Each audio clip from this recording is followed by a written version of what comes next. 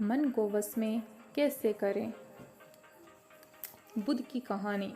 इस कहानी के पीछे को तर्क अगर आप समझ गए तो आपका मन काबू में हो सकता है। पहली बार जब इस कहानी को मैंने पढ़ा तो मुझे इसका तर्क समझ नहीं आया, लेकिन इसका भाव प्रेरणादायी है। एक बार महात्मा बुद्ध किसी नगर से गुजर रहे थे। बुद्ध की नज़र एक कपड़े को व्यापारी पर पड़ी, जो दुखी और हताश दिखाई दे रहा था। बुद्ध चलकर उनके पास गए और पूछा कि हे भत्ते, इतने उदास क्यों हो? अगर तुम मुझसे अपनी चिंता का विषय बताओगे तो मैं तुम्हारी कुछ मदद कर सकता हूँ। कपड़े के व्यापारी ने बुद्ध को प्रणाम किया और उनको अंदर बुलाया। उस व्यापारी ने कहा कि जब से मेरी पत्नी की मृत्यु हुई है, तब से मेरे घर पर मेरे छोटे बेटे की देखभाल के लिए कोई नहीं है। इसलिए मैं हमेशा इसको अपनी दुकान पर लेकर आ जाता हूँ, लेकिन मेरी दुकान पर आने वाले हर ग्राहक की पगड़ी को उछालकर फेंक देता है। कभी कभी उनका झोला उठाकर फेंक देता है। इसको बहुत समझाया, बहुत डांटा, लेकिन यह नहीं समझा। इसकी कारण हरकतों की वजह से मेरे सारे ग्राहक दुखी होकर अपमानित मानकर वापस चले जाते हैं। बुद्ध बोले, तुम्हारी सहायता मैं कर सकता हूँ, पर तुम मुझसे वचन दो कि मैं जो भी करूँगा तुम उसमें से दखलंदाजी नहीं करोगे, कोई प्रश्न नहीं पूछोगे। व्यापारी बुद्ध की वचन दे देता है।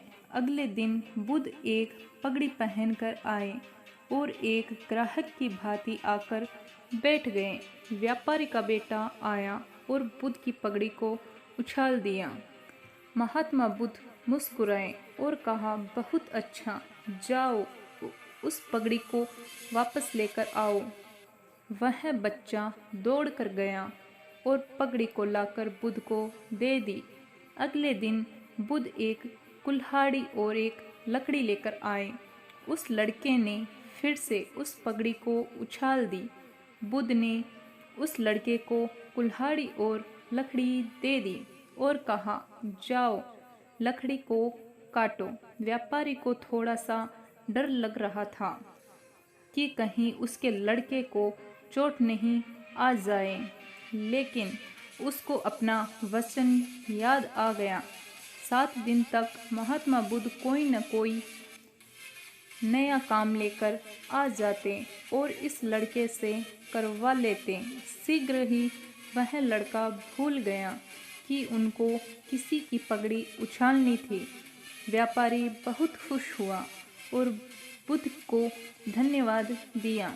पता है कि इस कहानी का और मन के वश को कोई विशेष संबंध नहीं है, लेकिन पहले आप इस तर्क को समझ लीजिए। अगर हम अपने मन को अपने हिसाब से काम नहीं करवाएंगे तो मन अपने हिसाब से काम करेगा। मन वश में हो सकता है यदि हम मन को अपने अनुसार चलाएं। मन 2 तरीकों से काम करता है।